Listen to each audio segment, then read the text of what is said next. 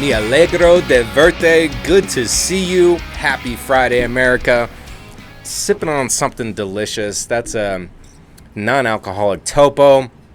Really enjoying the clarity. And yet again, we made it another week. Welcome into another episode of Happy Friday, America. My name is Arthur. We have a fantastic episode this week. Thanks for jumping on the YouTube channel for Discussion Combustion Productions. We got so many good shows underneath this umbrella. Mash the Gas is blowing up. Loving what's going over there. Doing this with my fantastic co-host, bringing a mama to the Bahamas, Batstone. Hey now, happy Friday, America. Don't go giving away my secrets now, Art.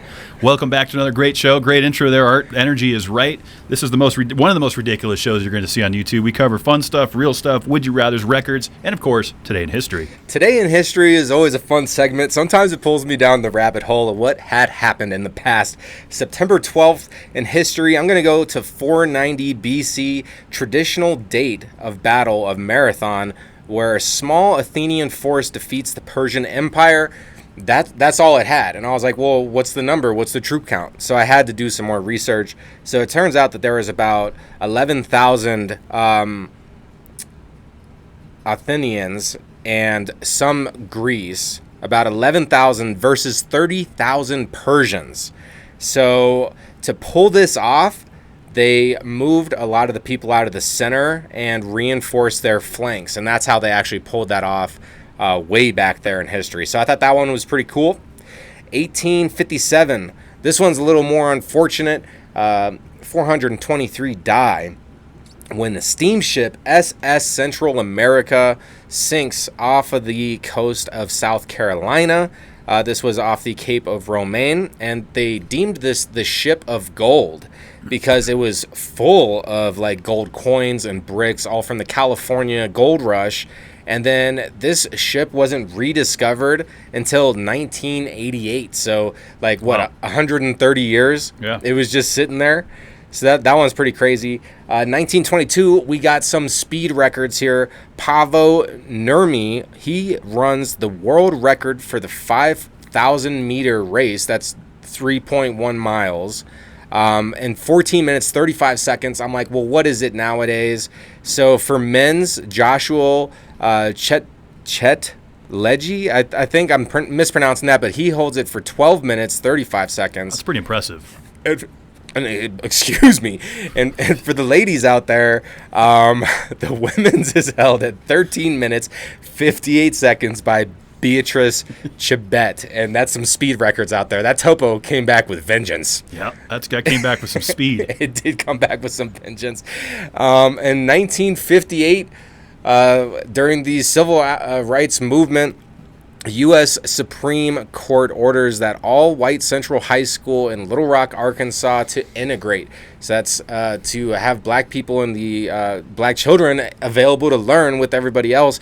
But what's crazy about this is that they had to bring in the 101st Airborne to escort these 9 children into the classrooms that day. That's pretty wild. So, yeah, the 101 Airborne went out there in 1958 to make sure that these kids could go in Arkansas. Learn. Yes. I mean, that's it was a big event. If you know that part of the country, there's still a lot of I don't want to say segregation, but just a lot of those old belief systems still in play. Well, if you're in real estate, you probably have heard of the red lines, and that's a whole nother conversation. It certainly is. But you're definitely drawing some red lines around these nuclear test sites. Oh, we got nuke news? I had to bring some nuke news back, man. It's been too long. It's been a minute. So in 1961, USSR performs a nuclear test in the Novoya Zemlya region, and that is today in history. Thanks for sticking with me through that. Yeah, that was good. Keeping it on the rails there. All right, so I got a lot of silly articles, starting with this one.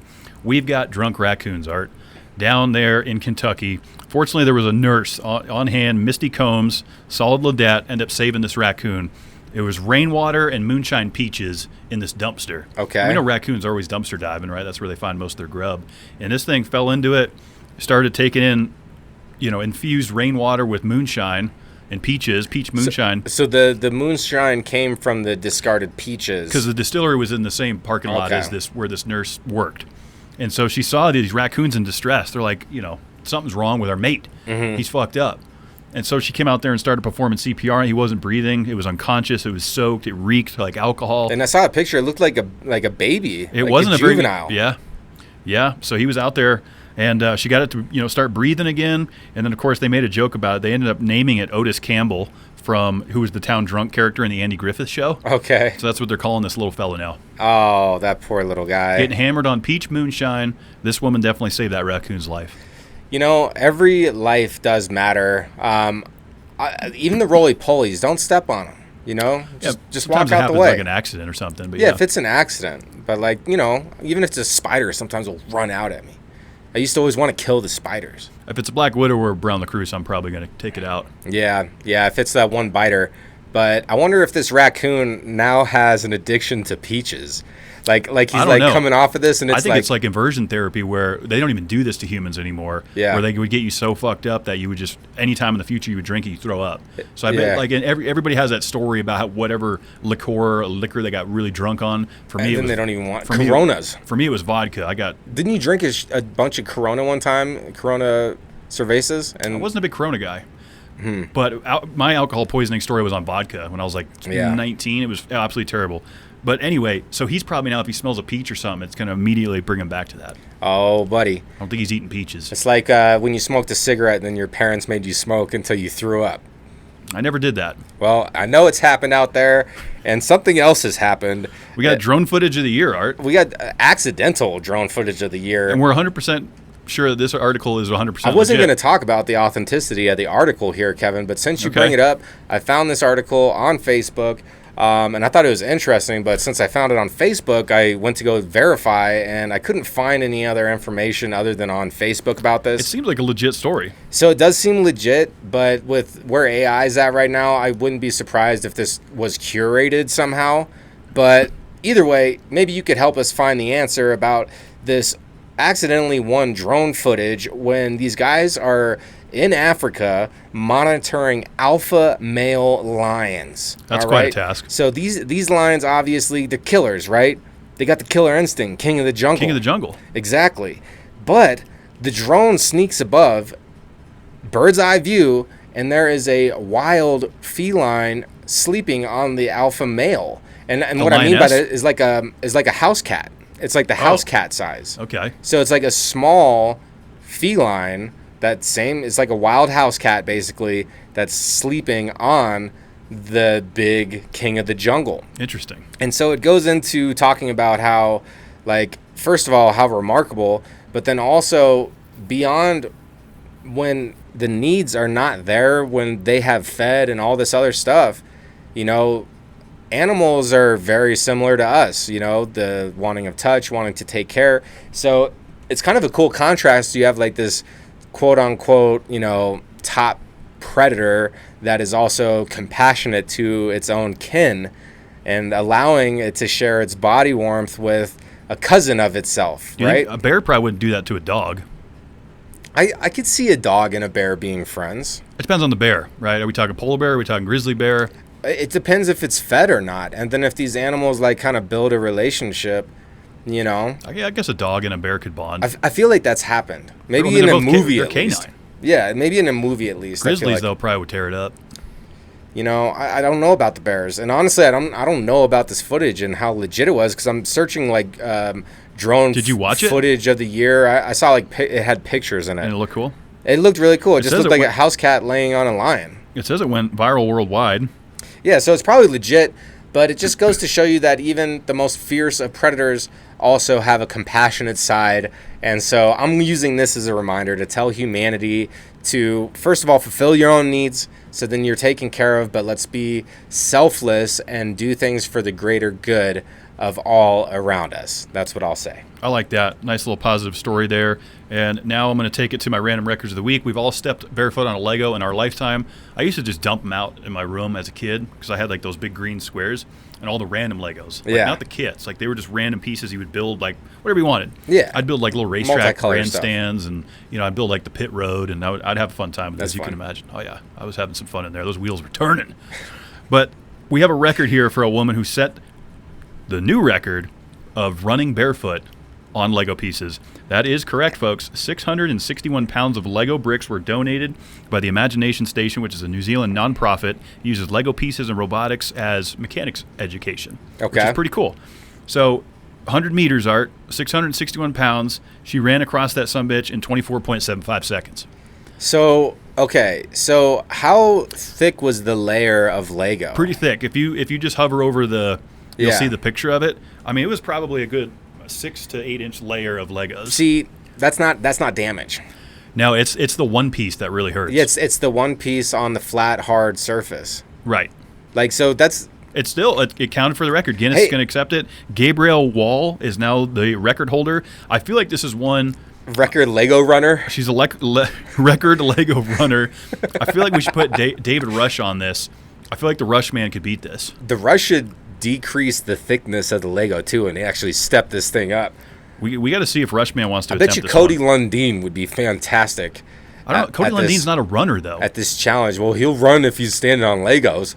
That boy's feet look like a prehistoric riverbed. He ain't running on no Legos. No, you on a Lego, you move fast to get off of that Lego. Like, you're going to start running. What do you mean he's not a runner? Like, Cody Lundeen can't run? I'm not saying he can't run, but he's a big man, and he's built for comfort, not speed. He's like a nomad. He's a slow goer. He's like you. He's like just real slow. What do you mean? What does that mean? You know, taking it slow. He's harnessed his inner tortoise. He's got a little hippie in him.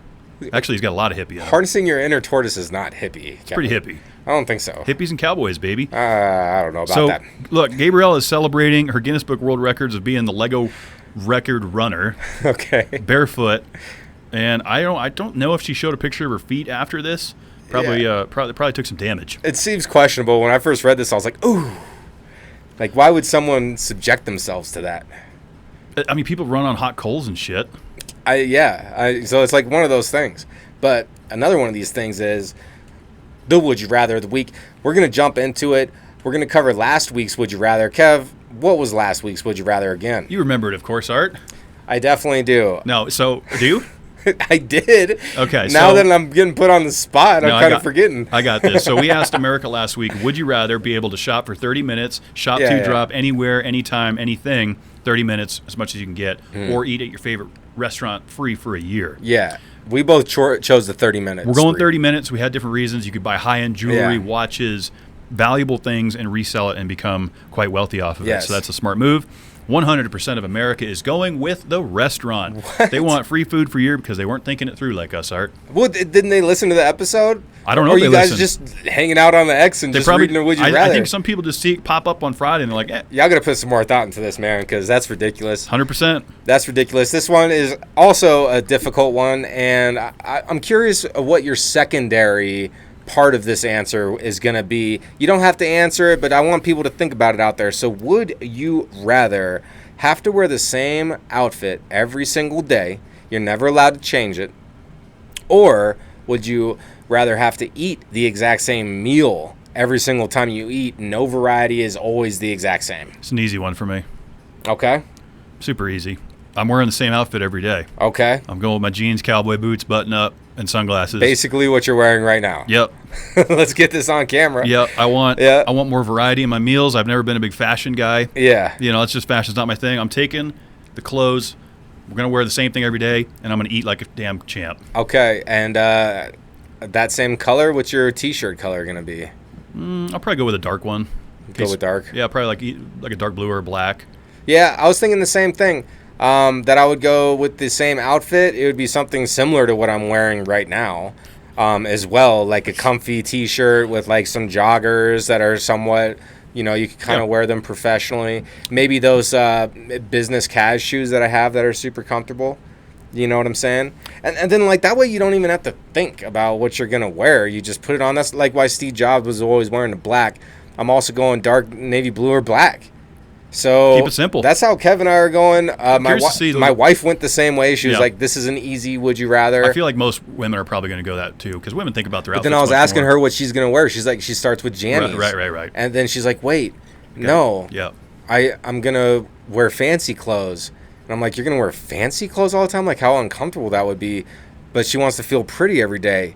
So I don't know if she actually decided on what her forever outfit would be. But she just knows that there will be one outfit. Because to take away the palette of food. Yeah. But then you can. I bet there's people that are going to go the other way though. I think. Well, and you can definitely like find a good, really healthy meal that checks all the boxes, and you will live a long, sustained life from that healthy diet that is boring. How about that one guy that we covered that's been eating Big Macs every day for 33 years? It's all he eats. That he's probably still doing it. He's taking the Big Mac. He's changing up his clothes and eating Big Macs. Yep. So let us know. Comments below or Twitter X @HappyFry. Kind of an interesting one. I'm curious to see where America goes on that. Yeah, that one's fun. And next, we got people that are like trying to live rent-free and stuff. What's going on? First contestant for Dumbass of the Week, Mr. Benjamin Bucher. Okay, so here we go. He was living in a crawl space of a condominium complex in Happy Valley, Oregon. So the discovery came, witnesses, they saw suspicious activity. Like, what is going on over there? See people hoofing things into weird places. And so they alerted the local authorities. And so after further review, he'd gained access to this thing and was able to rig up power strips. He had TVs up there, a bed. Okay. He got, like, this whole living quarters completely rent-free. And then, of course, they found a methamphetamine pipe while they were doing their search. So he was, of course, arrested. Let's see what the charges were here. First-degree burglary and unlawful possession of methamphetamine, $75,000 bail on this dumbass. What did he Benjamin steal? Bucher. What was his burglary of? Property. Okay, so he got charged for he broke into space. Yeah, somebody owns that condominium. Yeah. And he's just like, I'm going to take it and live here for a while. He was probably doing it for like 8 weeks, I bet.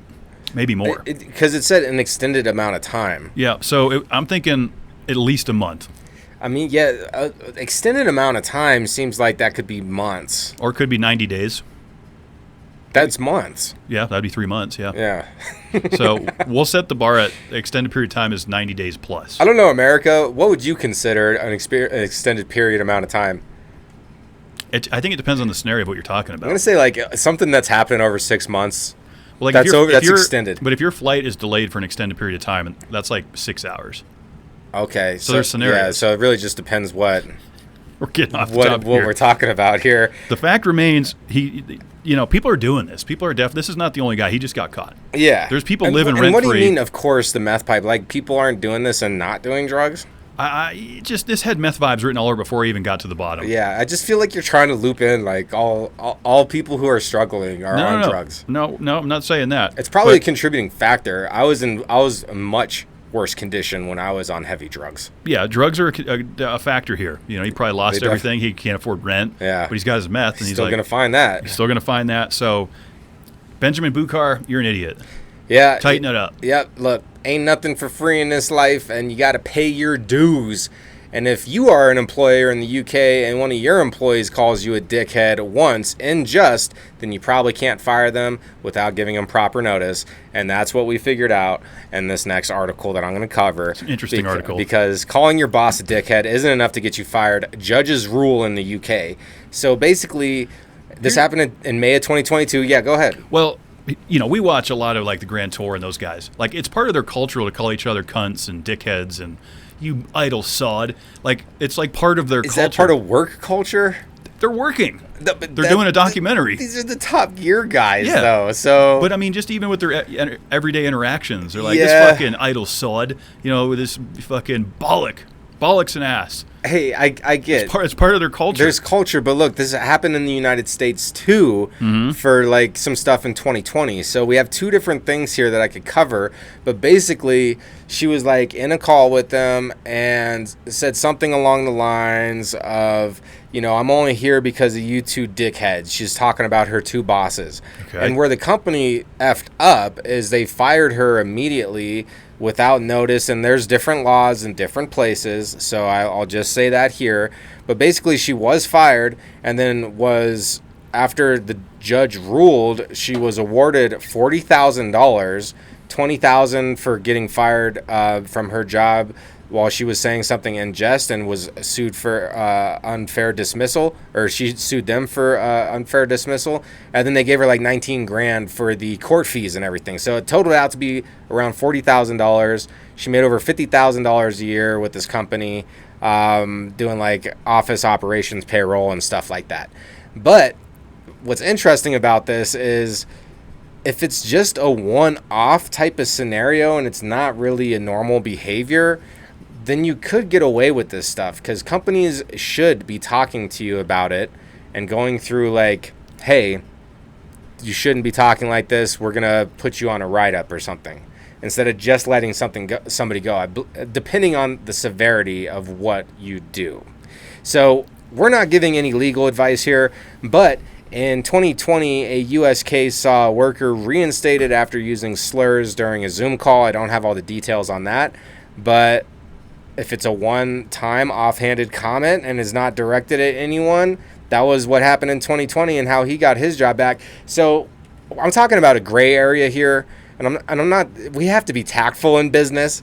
And yeah, I wouldn't recommend calling your I wouldn't supervisor recommend a dickhead it either. But if you're going to, it's insubordination. Just do it once. It's insubordination. Only once. Small companies can do whatever they want. Like I could see, folks that have unions and, they're protected. I think unions are a fucking joke, personally. I don't know enough about them. I just think all it does is protect laziness, and they get away with everything they want. And it's so difficult to get let go if you're in a union, because then your union labor team will come down and fight for you. A bunch of pussies. But what I will say is this. I don't know anything about small companies. If you work for a small company, they can be like, fuck off. You're fired because we don't like your shoes. Like, it's a right. Like, Colorado's a right to work state. We can get fired for anything. You know. But what if I am working for a company that's not based in Colorado? Well, it depends on where they're based. So I'm just saying, like, small companies, we got a buddy that worked for one here, right? 30, 40 people. They could be like, fuck off. Hey, all I'm saying with this is, like, if you're a company, if you're an individual, then you got to take the necessary steps when you want to get something done. And the company messed up on this one, and they didn't take the proper steps according to their laws. And now won. Now they're paying out for getting called dickheads. They had to pay money to get called dickheads. I mean, the story's funny because of that. Like, she calls him a dickhead and still gets $40K for it. Yeah, win-win for her. Yeah, so, way to play the system. But interesting subject, and there's a lot of gray area there. And next, we're going to be jumping into my second dumbass of the week. Guys riding in Barbie Jeeps. Yeah, unfortunately, I don't have his name. So is this guy also on meth, Kev? No, I don't think so. Okay, you but sure? He's on alcohol. Oh, okay. Because we have confirmation here. Prince George, British Columbia. A man was arrested around 9 a.m. It's always interesting. Remember I did the lawnmower in Florida? The guy was hammered on a lawnmower at like 9 a.m. driving to the fucking doing at this hour? Beer store. What are they doing at this hour? It was a pink Barbie doll Jeep. Like the little Power Wheels. The kiddie ones. Yeah, you just go about. And so he's hammered. Those don't even go fast. They don't go fast. But according to the law up there, anything that's not human-powered needs to be registered and, to I don't, they call it a state up there, whatever they're, not parish, but in British Columbia. Borough. Yeah, whatever it is. They have to, it's not necessarily not a motor vehicle, but anything outside of human muscle requires licensed driver and insurance when driven on public roads. He didn't have either, of course, because he was drunk and he was... Here's the other thing. It was his roommate's daughters. Okay. That's just who it belonged to. He's like, I'm going to take this thing for a spin, probably to go get more beer. So he gets pulled over. They give him, they have him blow. He's well over the limit. So he gets a DUI. He's got 90 days probation, has to go through the usual shit. And the Barbie Jeep was not impounded. It was, in fact, returned to the child to which it belongs to. Okay, well, that's they good. They didn't impound the Barbie Jeep. That's good. So, but come on, man. What are you doing? Hammered, taking your roommate's daughter's toy to go buy more beer. I mean, okay, we've been there. I have not done this. I've done some stupid shit. We've been there where, like, we finished 48 beers, and then it's like, how can we go just get more beer right now? We would walk. But yeah, like the place is closed or something. Then we go to the bar. Yeah, so it's like... And then when the bar closes, so yeah, this guy had an all-night bender. He was off full send bend. Full send bend. He was on it for sure. Decided to bend the wheels of the Jeep. He's probably sitting on his last beer. He's like, I'm going to take that fucker. He's probably powering it up through the night, had it charging. He's like, I'm going to get it ready to go. I mean, look, we have had recent discussions about this. Like, most things sound like a good idea when you're drinking, but it's not the case. It's not the case. It's just not the case. He's learned this the hard way. So congratulations, dumbass. That's why I'm going to close out this episode with some idiots out there. I like it. Jumping into the weekend, I'm not drinking this weekend. I'm staying alcohol free. I went to the Quinceañera last weekend. My wife started having tequila shots, and I couldn't help but join in on the fun. Helldivers. So I'm like just getting through. Dude, that's going to trigger me if you say stuff like that. Well, that was your other cool thing to do last week. Well, yeah, but so I'm not drinking this weekend. But you're going to do Helldivers. Hey, man, this is something that is new, okay? It's a game for all the folks that are scratching the head like, what are they talking about? Helldivers is a game, and Arthur's and really enjoying it right now, and I think that's lovely. I'm slightly addicted. I love that. It's so much fun. I closed out. I talked about it last week, talking about patriotism and fighting for managed democracy. Don't make me get on that again. No, we don't need to do that because you know what? It's Bristol, baby. It is the world's fastest Coliseum. We are back in Bristol. NASCAR Cup Series. This is the final race of the round of 16, Art, before we go to New Hampshire to kick off the round of 12. So 4 will go home, essentially. People get confused when I say that, like, so they don't get to race anymore? No, they still get to race. They're just not championship eligible. Then why are you saying that they're going home? Because they have no shot at a championship. But is that like the saying? Is they say the 4 go home, or like in the playoffs when you lose in any sport, it's go or go home. Like that's the saying. So, but you're still there. Yeah, you still get to race in the coming weeks. You're just not championship eligible anymore. So we'll find out. So home is totally where the heart is then. Yeah, home is like... It's not an actual location. It's not a location. Okay. It's not a location. It's whatever you want it to be, really. It's within the viewer discretion. And so Bristol, baby, I'm excited for it. It should be good. You know, the weather here is starting to cool down. We're getting into fall weather, Art. You know, those all about it. 90-degree days are kind of behind us. All about it. You know, get those outdoor activities in before the cold weather hits. Still get outside when it's cold. And do that, too. But you know what I mean? Like your backyard get-togethers and whatnot. Pretty soon it's going to be covered in snow. I can't. I love the seasons changing. It's a wonderful thing. Where can everybody check us out, Kev? Well, you know what? First of all, first thing you do is scroll down and mash that subscribe button right here on the Discussion Combustion YouTube channel so you never miss a Mash the Gas, DCPC, or HFA. Follow us on social media at Happy Friday USA. Twitter X, Happy Friday USA. That's where the polls go up, promo clips, fun things. And you know what? Let's get this weekend rolling, America. Be good to yourselves, and we'll see you next time.